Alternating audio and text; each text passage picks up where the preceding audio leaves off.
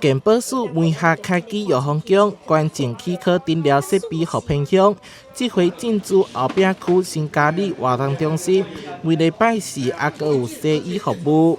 派上好医生，阮是派博士医生，这非常的好医疗啊，设备也有啊，搁呢，伊家己会较是光机早来，所以呢，这间等于是一间诊所。不止医疗，台南市长黄伟綽嘛宣布。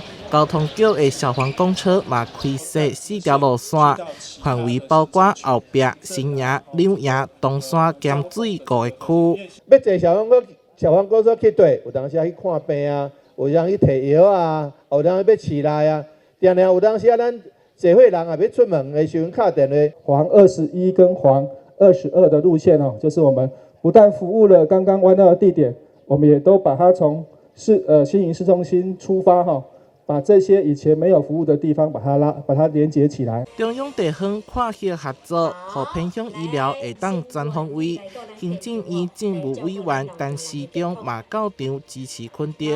要看一个病也足困难，要出一个门也足困难，老问题，但找出新方法，带给市民真大的方便。不要依赖任何一个人，非要是少的一个人，但是交通来了，他可以出门。